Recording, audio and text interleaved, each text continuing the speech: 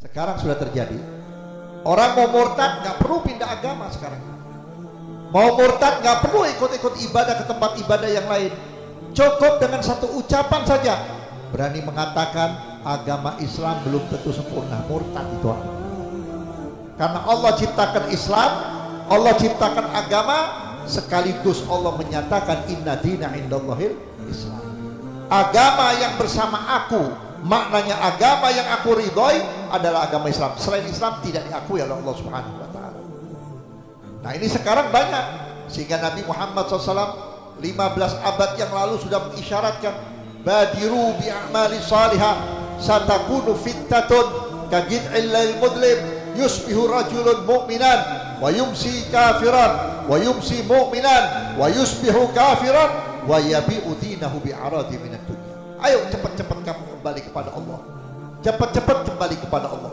Ulama-ulama ahli hadis mengatakan kembali kepada Allah yang belum sholat-sholat, yang belum tobat-tobat, yang belum ngaji-ngaji, yang belum kenal kebaikan berbuat baik, karena sebentar lagi akan datang fitnah. Fitnah ini diumpamakan oleh Nabi lebih gelap daripada gelapnya malam. Kalau malam di wilayah Cibinong ini ada terjadi pemadaman lampu, masih ada sinarnya bintang, masih ada sinarnya rembulan, masih ada sinar dari lampu motor dan lampu mobil. Tapi fitnah yang disebut oleh Nabi benar-benar gelap. Artinya apa? Manusia sudah tidak kenal mana yang hak, mana yang batil, mana yang diperintah dan mana yang dilarang. Pada saat itu banyak orang yang punya iman di pagi hari, sorenya hilang. Sore punya iman, paginya hilang. Apa ciri-cirinya? Wa yabi'u dinahu bi'aradi minad dunya. Dijual agamanya sepotong dunia. Biarin Islam hancur gak apa-apa, yang penting aku dapat jabatan. Biarin Islam hancur gak apa-apa, yang penting aku punya jabatan, yang penting partaiku menang. Nah, sekarang ini sudah. Maka oleh karena itu Ratib Al-Idrus kalau dibaca untuk di zaman-zaman sekarang ini sangat tepat. Untuk apa? Pertama, untuk menguatkan iman dan Islam kita. Yang kedua, Ratib Al-Idrus merupakan futuhnya ilmu, mendatangkan ilmu. Antum yang masih di pesantren, antum yang masih belajar, kalau antum mendapatkan ratib ini, insya Allah Allah buka pintu ilmu kita. Yang kedua, futuhul arzak, membuka rezeki.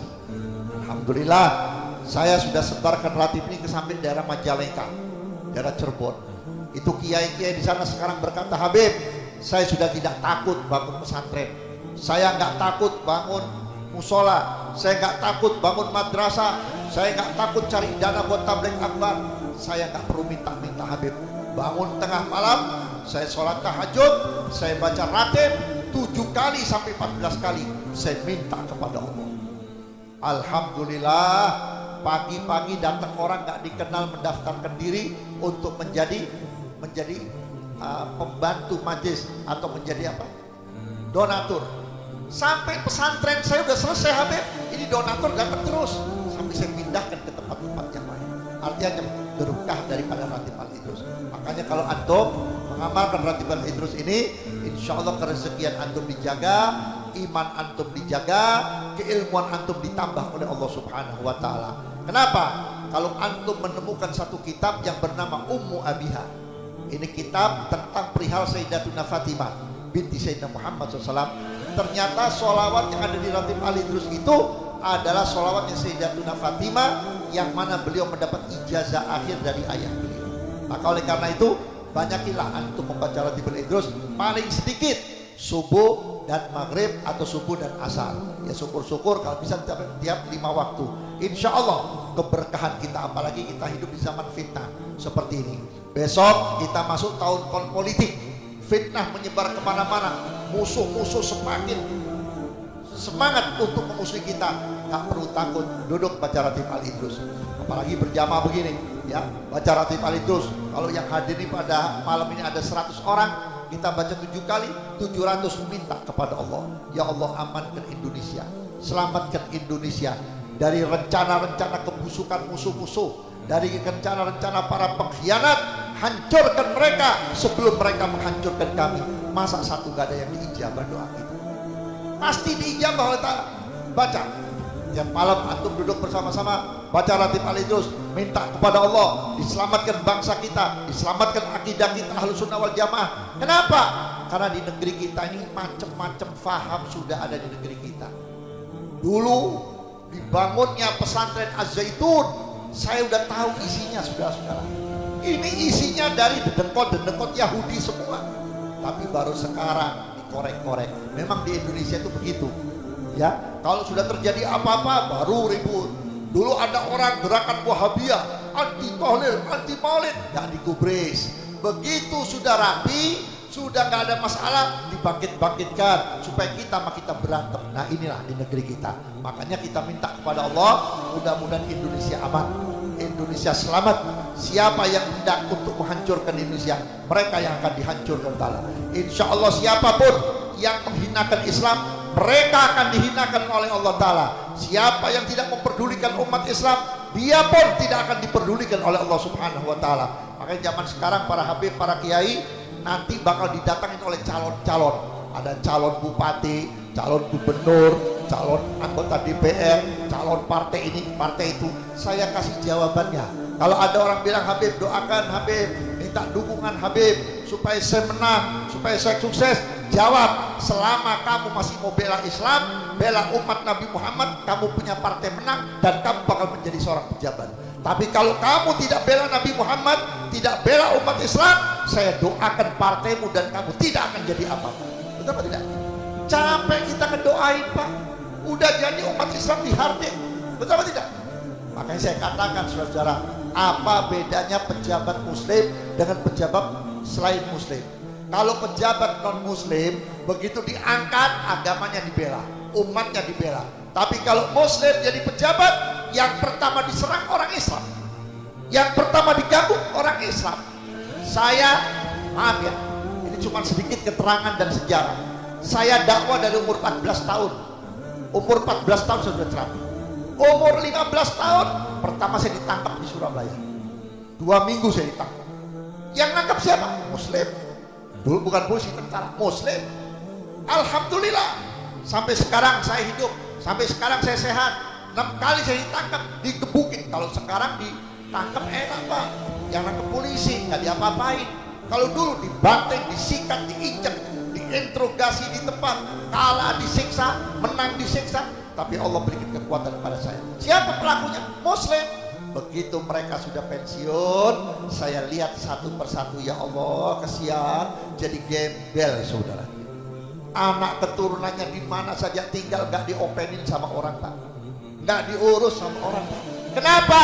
Karena waktu jadi pejabat dia tidak mau membela agama, tidak mau membela orang-orang yang menyebarkan agama, malah memusuhi. Begitu pensiun, dihinakan oleh Allah Subhanahu Wa Ta'ala. Islam ini agama tinggi, Pak. Islam ini yang jaga bukan presiden, yang lindungin Islam bukan tentara, bukan jenderal, bukan polisi. Allah yang menjaga Islam. Nah, kita bela agama Islam lewat majlis taklim. Alhamdulillah di sini ada majlis ratib, di sini ada pengajian, terutama para syabab, para muslimat, fatayat ada di sini. Ini salah satu bukti kita membela Islam. Kenapa, saudara-saudara hadirin? Kalau pengajian-pengajian seperti ini dihadiri oleh kaula muda, oleh pemuda dan pemudi, ini salah satu cara menyelamatkan gangguan-gangguan orang-orang kepada para pemuda dan pemudi kita. Nabi Muhammad SAW 15 abad yang lalu sudah pesan kepada Sayyidina Ali bin Abi Thalib, ya Ali, ya'ti 'alan nasi zamanun syababuhum fasikun wa syuyukhum la yu'adibuna syabibatahum wa nisa'uhum uryanan hum adallu minal yahud wan nasara wa in matu insya'a yahudiyan aw nasraniyan. Hai Ali, nanti akan datang satu zaman, sekarang banyak pemuda-pemudi sudah menjadi fasik dan fasikoh. Apa artinya fasik? Fasik itu hatinya sudah gak senang kepada Islam, hatinya gak senang kepada pengajian, hatinya gak senang kepada agama, hatinya gak senang kepada Rasulullah. Kalau diajak bicara Nabi Muhammad dia gak mau. Kalau diajak bicara tentang Quran dia nggak mau. Kalau diajak berbicara tentang ibadah dia nggak mau. Senangnya berbicara yang tidak ada kaitannya dengan agama Allah. Ini hati sudah mulai fasik. Kalau diajak untuk berbuat baik dia menentang. Bahkan dia berani taruhan untuk menjegal kebaikan-kebaikan. Ini namanya orang fasik. Kenapa pemuda-pemudi menjadi fasik dan fasikoh?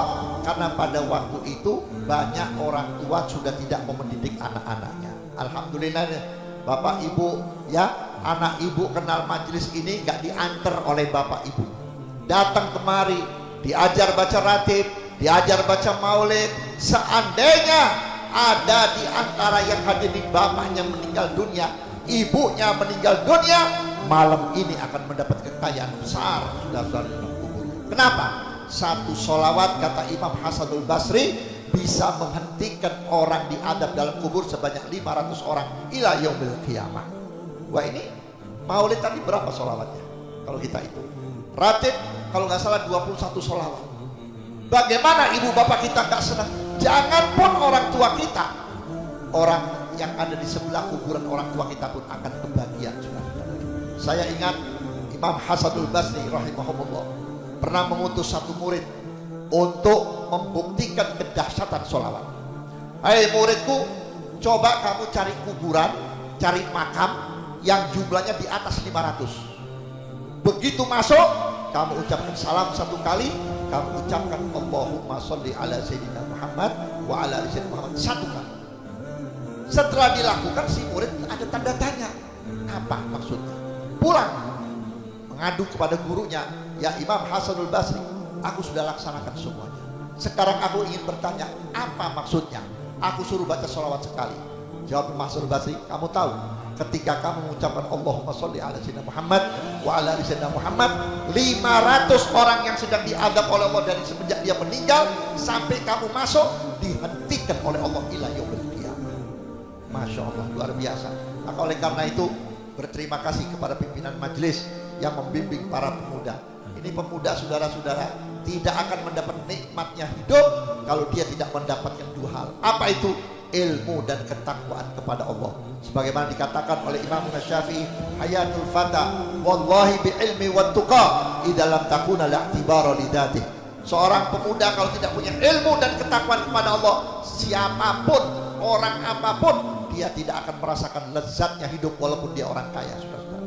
Makanya ilmu dan ketakwaan inilah yang harus dimiliki oleh para pemuda dan pemudi supaya kita dapat lezatnya hidup, nikmatnya hidup, senangnya hidup, tenteramnya hidup.